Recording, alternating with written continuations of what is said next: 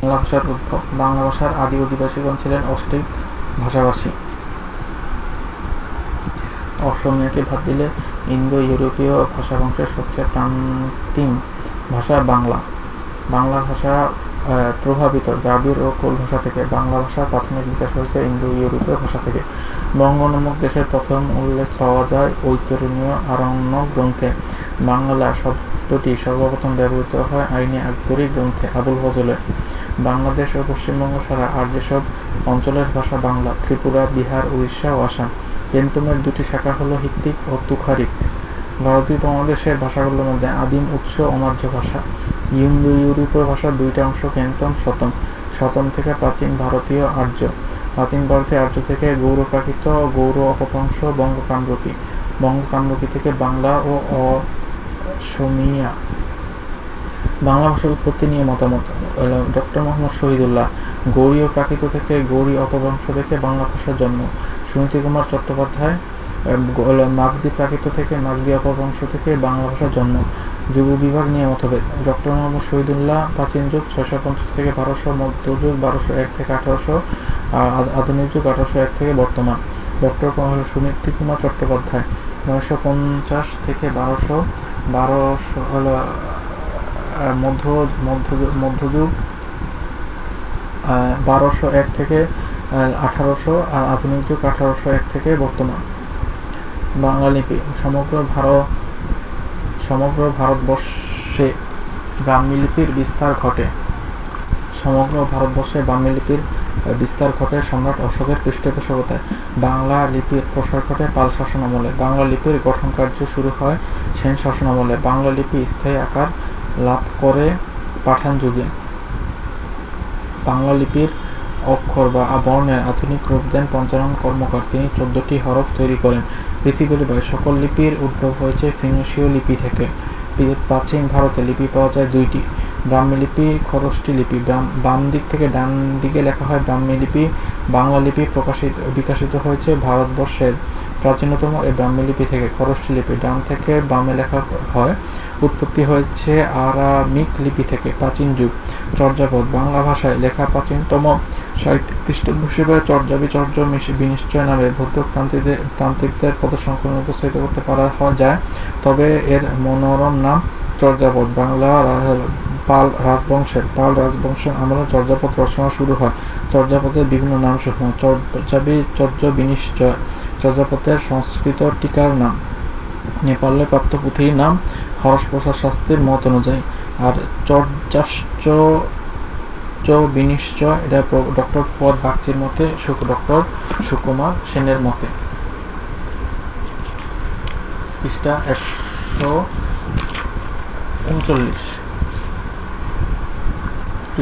140। গানের চর্যাপদ কি কি? গানের সংকলন, সহজিয়া বৌদ্ধ ধর্মাবলম্বীদের সাহিত্য। মাত্রবৃত্ত ছন্দে রচিত চর্যাপদকে বলা হয় সাধন সঙ্গীত। চর্যাপদের ভাষাকে সান্ধ্য ভাষা বলা হয়। প্রাচীন যুগের একমাত্র স্বীকৃত ঐতিহাসিক নিদর্শন। চর্যাপদ রচিত হয় পাল আমলে। বাংলা সাহিত্যের প্রথম কবিতা সংকলন।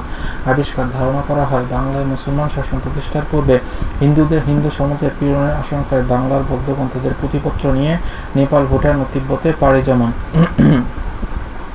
সময়কাল 1882। রাজা রাজেন্দ্রলাল মিত্র সর্বপ্রথম তার সংস্কৃত বুদ্ধিস্ট লিটারেচার নেপাল গ্রন্থে নেপালের বৌদ্ধতান্ত্রিক সাহিত্যের কথা প্রকাশ করেন। 1897 থেকে 98।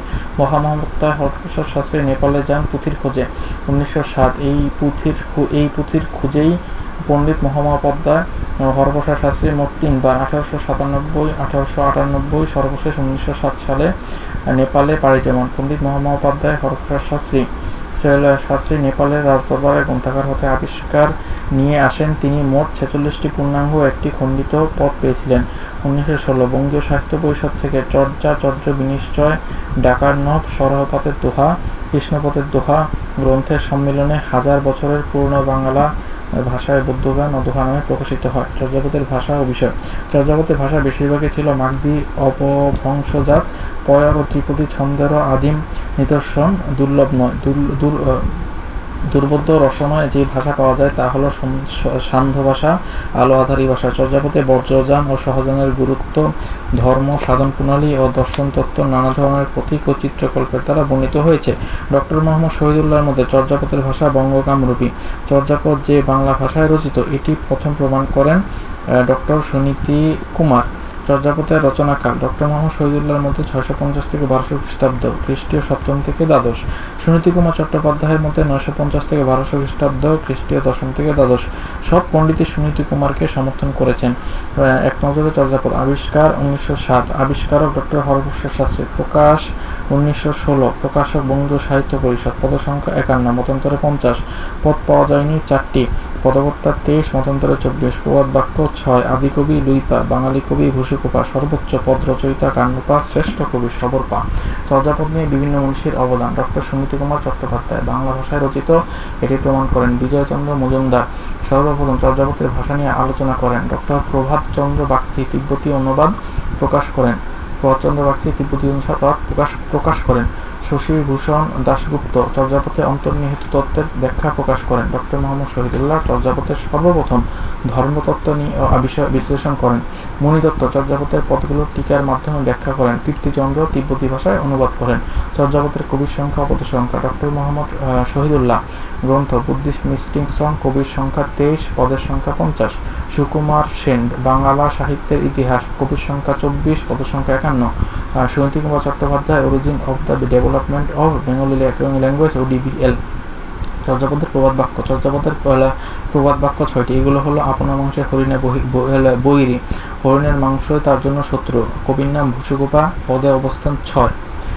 হারিত ভাত নাহি নিতে বেশি, হারিতে ভাত নাই অবসর প্রতিদিন প্রেমিকেরা এসে ভিড় করে। ডেঙ্গন পা 33। দুধু কি বেন্টে সামায়, দহন করা দুধ কি বাটে প্রবেশ করানো যায়। ডেঙ্গন পা 33। আন চাহতে আন বিন্ধা, অন্য চাহিতে অন্য বিনষ্ট।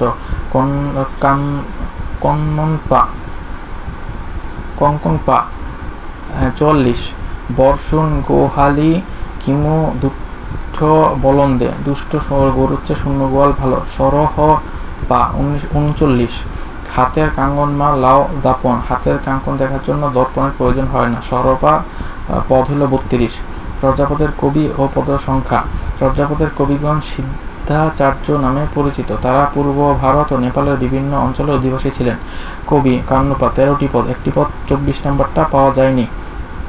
ভূষুকুপা 8টি পদ, একটি পদ অর্ধেক পাওয়া গেছে। সরহপা 4টি, লারিডাম্পিপার কোনো পদ পাওয়া যায়নি। কুক্কুরিপা 3টি, একটি পদ 48 পাওয়া যায়নি। লুইপা, শান্তিপা বা সবরপা 2টি। তন্ত্রিপা একটি পদ, ওইটা 25 নং পদটা পাওয়া যায়নি। আর সবাই একটি পদ রচনা করেন। চর্যাপদ তথা বাংলা সাহিত্যের আদি কবি ডক্টর মোহাম্মদ শহীদুল্লাহর মতে সবরপা, ডক্টর হরপ্রসাদ শাস্ত্রী সহ অধিকাংশের মতে লুইপা। চর্যাপদ সম্পর্কিত আরো কিছু তথ্য। চর্যাপদের যে পদকর্তার নাম পাওয়া গেলেও পদ পাওয়া যায়নি, লারিডম্পিপা। চর্যাপদের মোট পদ 46.5। হরপ্রসাদ শাস্ত্রীর আবিষ্কৃত চর্যাপদের নাম চর্য বিনিষ্ঠ। বিনিষ্ঠ এর অর্থ কোনটি আচরণীয় কোনটি নয়। চর্যাপদের আনুমানিক বয়স 1000 বছর। ডক্টর মোহাম্মদ শহীদুল্লাহ চর্যাপদের ভাষাকে বলেছেন বঙ্গকামরূপী। হরপ্রসাদ শাস্ত্রী ঢাকা বিশ্ববিদ্যালয়ে যে বিভাগের প্রতিষ্ঠাতা চেয়ারম্যান ছিলেন, বাংলা বিভাগের। চর্যাপদের আদিকবি লুইপা, চর্যাপদের প্রধান কবি কান্নপা। চর্যাপদের শেষ পদের রচয়িতা সরহপা। চর্যাপদ যে পদটি ব্যাখ্যাকার ব্যাখ্যা করেননি 11 নং। চর্যাপদের যে কবি নিজেকে বাঙালি বলে পরিচয় দিয়েছেন ভূষুকুপা। চর্যাপদের ইংরেজি অনুবাদ করেন কবি জসিমউদ্দিনের কন্যা হাসান জসিমউদ্দিন মওদুদ। চর্যাপদের একমাত্র মহিলা কবি কুক্কুরিপা। চর্যাপদে পাওয়া যায়নি তন্ত্রিপার 25 নং পদ। চর্যাপদের সংস্কৃত টিকার নাম মণিদত্ত। তিব্বতী অনুবাদ আবিষ্কার করেন ডক্টর প্রবোধচন্দ্র বাগচি। আধুনিক ছন্দ বিচারে মাত্রাবৃত্ত ছন্দে রচিত।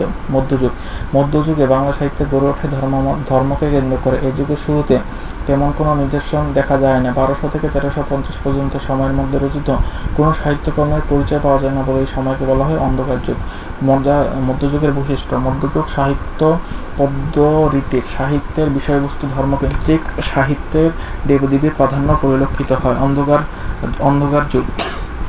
1200 অব্দের পর বাংলা সাহিত্যে পৃথিবীতে নেমে আসে এক করুণ অন্ধকার। সে আধার ছিল 150 বছর। অন্ধকার যুগের কিছু নিদর্শন। প্রাকৃত পিঙ্গল কবি শ্রীহর্ষ বিষয়বস্তু প্রাকৃত ভাষায় গীতি কবিতা সংকলন, শূন্য পুরাণ, রামাই পণ্ডিত, গদ্য বাংলা সাহিত্য। বাংলা ভাষার উদ্ভব।